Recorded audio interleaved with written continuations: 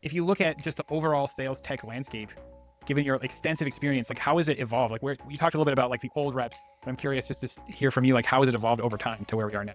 Man, a lot's changed, right? I think number one that's changed is like the old days was like, here's a lead list. Here's who we know are ICP, go after them, Bang right? the phones. Smile and dial.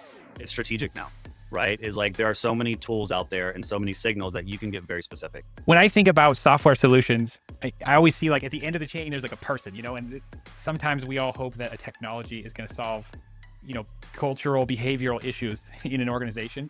And can you talk about like how does something like a platform like Mixmax go about the change management part of like getting people to start changing their behavior with the new data and new workflows they have? And I think the last one too, it's about the lack of tab switching, right? Yeah. To your point, like our whole goal is like, let's turn your inbox into your sales cockpit. Right? Like, let's make it easy for you to do what you need to do. Stop managing 5 different tools so you can actually be successful in your job.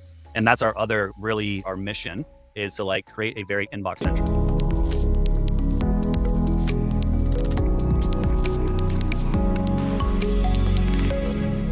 Heath, welcome to the Product Growth Stories Show. I'm so happy to have you on and excited to have you because you can talk about your recently joining Mixmax as VP of Revenue and some of your amazing achievements at so many notable different like named startups that we all know. Notch, AirWallet X. What attracted you to Mixmax specifically? Man, for Mixmax, it was a couple of things, right? I think one, the market's changing, right?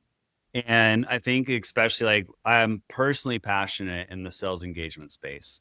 And I also think it's a space that is ripe for disruption right now. I think that most of let's address the elephant in the room, right? The golden era of SaaS, the growth at all costs, that bred the spam cannon engines. And yeah, I think on the other side is you basically have two sides of the coin.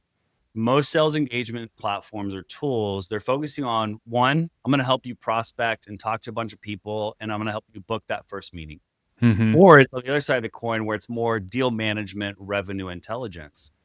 And for me, I'm like, there's a lot that happens after you book that first meeting and before you actually are managing a deal. You need to make sure that first meeting turns into an actionable second meeting. And that was one thing that I was really impressed with Mixmax is like, that is our core focus is like, one, let's make sales. What doesn't make sales fun is the tedious, like the note taking. Yeah. Am I actually getting the right information? Am I listening to the prospect? Am I talking to the right person? And that was kind of where their mission really sold me. We want to help people talk to the right person at the right time, through the right channel, with the right context. And when that is done right, that is very powerful. And I also like the way that Mixmax has been leveraging and approaching AI. AI, when done right, is the co-pilot that allows reps to actually be the pilot. Powerful statement when you can actually achieve that. And so talking to the CEO and founder, that was something I was like, I'm hooked, man. Like, I want to come over. I want to help you accelerate this. And you describe yourself as like the Jimmy Neutron of GTM, which I absolutely love. Can you share like what does that mean and how does that shape your approach? My wife makes fun of it all the time. Yeah. But if you grew up and you know who Jimmy Neutron is, right? He was this kid that he really took I think he took a first principle approach to everything of like, how do I figure this out? Why is this happening? And he had to get really creative in his problem solving. Well, when you take a step back as a sales leader, as a revenue leader, especially in that like build and scale stage of an organization, that's all we do. All we do is we face problems. We don't have the budget to like do the ideal solution. And so we have to get very creative of like, how do we grow this thing? What are different growth hacks that we can use? How do we actually like solve problem X, Y, and Z to actually help this company grow? And that's where like, I was like Jimmy Neutron. Like, I love it. Yeah. There's nothing like just taking a scientific approach and trying to see like, how do we know what our actual problem is and how soon until we can see if we've made any meaningful difference to moving the needle on it. Love it. Yeah.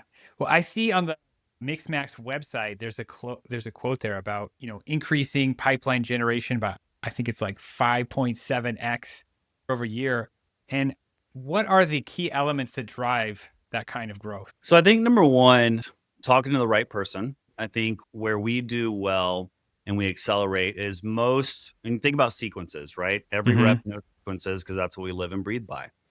Well, when I add 25 prospects to a sequence on a reoccurring basis every day, every couple of days, whatever your sales strategy is, I show up to just a list of tasks. And the problem with that, especially in today's market with how many signals there are, for us, it's like, well, you know what? That person who's on task 5 might actually be a higher priority than the person that's actually on task 1 due today. Mm-hmm. Right. That's number one is like, let's make sure that you're talking to the highest priority customers or potential customers that have the right buying intent or showing the right signals. I think that's where the efficiency comes. The second piece behind that is like, how do we actually help you create the right messaging? And so we've really dug down. We have an AI sequence builder where it's not just AI builds it for you. You are guiding it, telling it, hey, this is who I'm selling into. This is who I want to talk to. And then what I think AI does very well is helps you organize that in a manner that actually speaks to that prospect the right way. So that's the second piece where we're like, hey, let's help you get that initial meeting. Hmm. The second piece after that is around the actual meeting. We actually are about to launch our meeting assistant. And I think a lot of conversational intelligence tools historically, they're built for managers. Let's just call it, Mm-hmm. right? They're built for managers to Yeah. go in, like, what's the talk time? What's the listening time? Give me some insights so I can go and help coach my rep.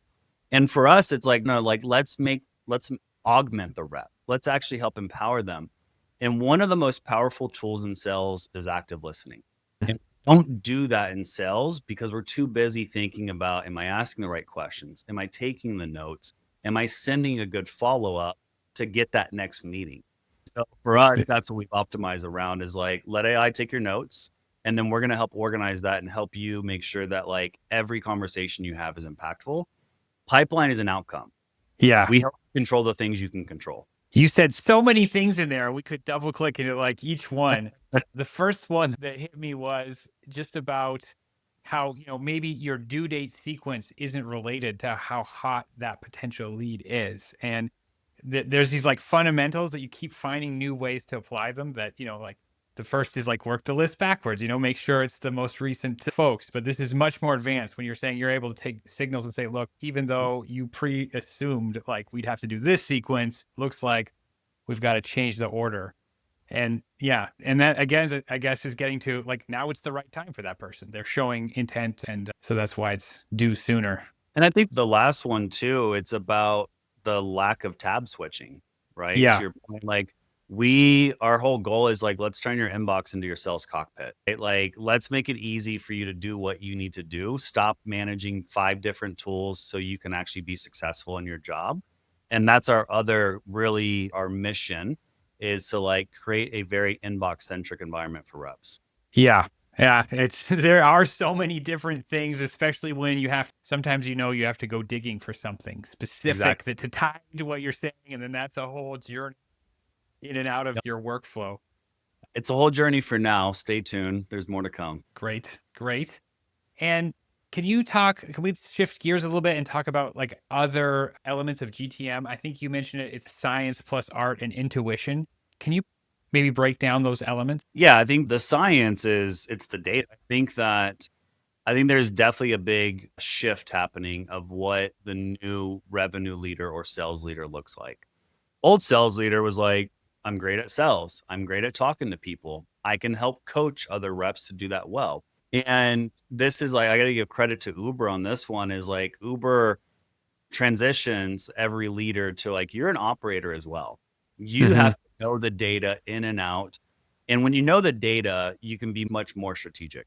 I'll give you a perfect example of one thing we did when I was at Uber was obviously I was on the Uber Eats side. And when we were penetrating new markets or launching new markets, one thing that I worked with our revenue strategy and our sales ops team on was categorization. Hey, we're launching a new market. What food categories are the most searched for in that surrounding area? And where do we have inventory gaps on that? That right there gave my reps what they needed, where I'm like, hey, there's a bunch of customers asking for more Asian cuisine. Cool. Let's go identify every single one that has a top rating on Yelp and let's go after it. That's the science part. You can actually make it more efficient and effective in the way that your revenue teams are able to operate. That's the science part. The art piece, that's the human, Yeah. right? I think one of the beauty and one of the actual problems of sales is like we're turning our reps into robots where it's like, this is your script. This Yeah. is what you Say do. exactly this. Make sure this field is filled out in your CRM. And I'm like, no, like I'm a big believer in frameworks, and frameworks are more like bumpers, right? If you're going bowling for the first time, we're going to put bumpers up. It's to guide you. And so that's the art piece. And that's something I'm very passionate about is like, I believe in helping people become better people. When you do that, productivity is a byproduct, plain and simple. And so the art piece is like, how do I take the science plus that human? And that's where you can really create, in my view, you can create magic. Excellent. And what would you say, like, if you look at where Mixmax is headed, what's the next mountain? That's a great question. I think the biggest mountain that it's not just Mixmax. I think it's the next mountain that everybody's going to have to climb. It's how do we actually, I mean, AI is not going away. I noticed. All know that, Yeah. but it's like, how do you actually use AI the right way that not only helps your internal company, but helps create a better user experience and a better customer experience? I think that is where it's one thing I appreciate about our engineering and product team at Mixmax is like, we are very strategic and thoughtful through how we're leveraging AI. And to what I keep saying is like, we want AI to help augment reps, not replace them. And I think there's too much noise around AI where I think AI can have the potential to be the next generation of spam cannons. And so I It think already is. it already is, right? Yeah. And I think that's the next mountain that every company is going to have to climb. Yeah. Sometimes I imagine the like absurd conclusion, one potential absurd conclusion of AI where everyone can amplify, their output to 10x. And then it's like, what are you left with? Marketing is totally saturated and you all have to just like show up at someone's house with roses. Like what else is left? Man, you get a good point, right? And that's another mountain part of that journey. And it's one of my fears is that it's going to help make reps more efficient. It's going to help increase productivity when used the right way. Our company's going to abuse that. Meaning quoted OTE today is about probably usually 5x. Is that now going to become 10x, right? Like, is that ratio? Are companies just going to say, oh, we can squeeze more juice out of reps now, so let's do it? Yeah. Versus, hey, sales is hard as shit. Maybe now that our reps are more productive and we're hitting our numbers, rather than just continuing to increase those numbers, we can actually enable our reps to live a more balanced life. Yeah. Yeah. Let's see what happens. Yeah. Yeah. And when we look at, when I look at like platforms like LinkedIn, where there's so much, I mean, that's where a lot of sales happens for outreach. I see this kind of strange thing happening where, obviously a lot of content is AI generated. And I'm seeing AI, like clearly AI engagement comments, so there's AI posts and then like AI on top, like great post, Jimmy, I call them peep and repeat, right? It's like, I get it all the time. I'll post something and then there's a comment that just basically regurgitated what I just said in a different form. And I'm like, thanks for repeating that. Yes. Yeah. Well, if you look at just the overall sales tech landscape, given your extensive experience, like how has it evolved? Like where you talked a little bit about like the old reps, but I'm curious just to hear from you, like how has it evolved over time to where we are now? Man, a lot's changed, right? I think number one that's changed is like the old days was like, here's a lead list. Here's who we know are ICP, go after them. Bang right? the phones. Smile and dial. It's strategic now, right? Is like there are so many tools out there and so many signals that you can get very specific. So I think that's number one around just companies in general. I think number two, when it comes to go to market, especially for earlier stage or growth stage companies, you can move a lot faster when you're being strategic. But that's also the problem is like you can go down the wrong direction very quick. Yes. And so that's the fun part, but it's also like the challenge at hand is like, how do you be strategic with it? I think the second one is around the buyer landscape. The landscape's completely different. We have always been in a very sales-centric environment, meaning I reach out to you and I'm trying to convince you that your problem is a problem. It's a solvable problem and here's how I can solve it. Yeah. And I mean, when you look at even pre-COVID, realistically, I think COVID was something that really 10x'd this market as well. Mm-hmm. Meaning people are more adapt to technology, especially older generations. Buyers used to do about 50% of their research before they talk to sales. So sales was still very much part of that education and awareness piece. Today, buyers do about 85% of their research before they even want to talk to sales. And so that's transitioning sales from I'm here to like help you and answer questions to where you have to be a strategic partner, you have to be more consultative, and you have to be more buyer centric, meaning meeting our buyers where they are. And the challenge with that is that we still treat sales as linear. It's stage Mm-hmm. 1, stage 2, stage 3, Yes, stage the 4. pipeline. You're in nurture now. It's not Yeah. linear though, right? It's Yeah. like a big maze. And it's our job now is to like understand where's that customer at in that maze and how do we make sure that we continue to optimize that experience. Excellent. When I think about software solutions, I always see like at the end of the chain, there's like a person, and sometimes we all hope that a technology is going to solve, you know, cultural, behavioral issues in an organization. And can you talk about like how does something like a platform like Mixmax go about the change management part of like getting people to start changing their behavior with the new data and new workflows they have? I think number one is the focus is around revenue teams. Mm. And what I mean by that is that when you look at previous market, sales did one thing, sales development did another thing, marketing did this thing, customer support, customer success did this other thing. It's a flywheel now. It's a revenue bow tie is what it's called, right? Where it's like every single piece is a part of that customer's journey. So everybody has to be on the same page. And so from a Mixmax perspective, that's what we focus on is like, are we optimizing for the overall revenue team? Are we building a platform that drives better collaboration, better handoffs, and a better customer experience? Because it's no longer about sales. Your job is to close the new business, and then customer success, your job is to make the customer happy. It is now is like sales, solve the most important problem they're trying to solve. Let's land the deal. Then there's the expansion part. I think that retention and expansion is going to be more critical than new business because the market is so saturated. You're not going to Yeah. have the funnel that you used to. Yeah. And so now you have to make sure that you really take care of the customers you have and continue to expand that partnership. Yeah, I like to think about it in terms of like an investment as a business. Each customer, you're sort of investing in them. I mean, you really are. And you want to hang on to that and basically solve as much of the problem space as you can.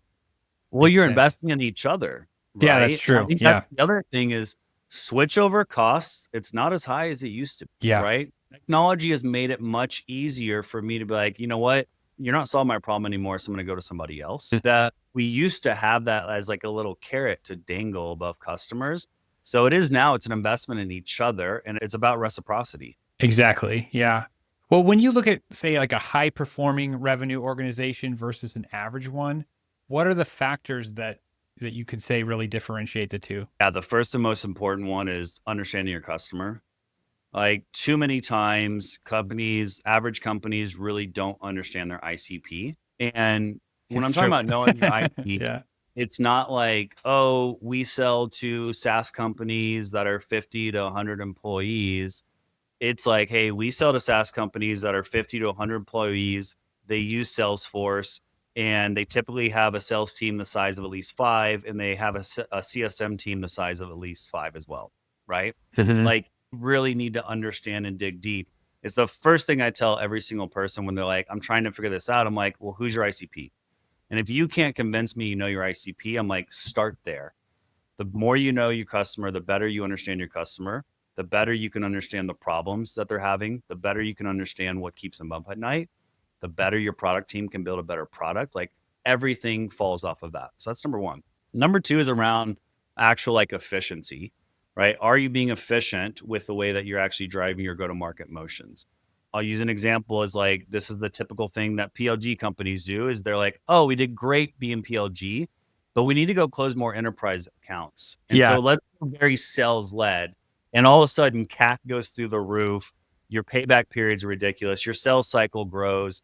And then you're like, wait, how do we actually have both? out, right? And so I think that's Yeah. the second one, is like understanding where you win. And I think it's about going deeper rather than like increasing your depth versus increasing your breadth.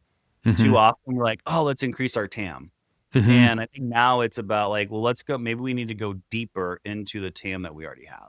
Much easier to have. I mean, from a marketing point of view, it's so much easier when you go deeper than trying to somehow shoehorn it all into one big platform message that somehow is interesting to anyone. So, Yeah. yeah. And I think the third one I want to add to that is culture, right? The market is saturated, meaning there's a lot of other companies that also do what you do. And if you're not taking care of your employees and they're another cog in the machine, it's going to be hard for you to succeed. Mhm. People will leave.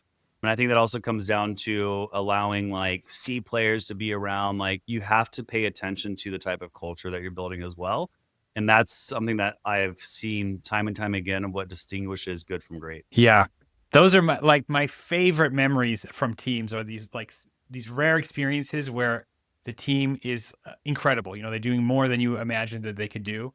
And Mhm. it always is supported by this kind of, excellent culture. I love those teams. Yeah. Great. Well, this has been a fantastic conversation, Heath. I'm just curious, like when you look at everything that's changing right now and you look forward into 2025, where do you see the future of Mixmax and what do you see on the horizon? Man, I think that not just for Mixmax, but I think for companies in general, the landscape's different. I really think that the market leaders who were the market leaders, it doesn't guarantee they're going to continue to be the market leaders. I mean, Stripe, for example, they just put out their 2024 annual report. And because they almost do every single transaction in this globe, the AI, Yeah. like AI first companies, meaning their infrastructure is built on AI, they're actually hitting their 3 million ARR milestone like 12 months or faster before traditional SaaS. Yeah. So I think that with how quickly these companies can grow and how quickly technology is allowing us to evolve, you have to understand your customers even more, because I think the ones who are the market leaders, they were kind of resting at the top for a little bit. And I think there's a lot of companies that can now be biting at their heels. More competition. Yeah. More competition, but I think like your future is really in your control, and it depends on how you want to build, how you want to understand your market, and how you want to execute against it. Excellent. Thank you so much, Heath. Appreciate it, man. Thanks a lot for having me.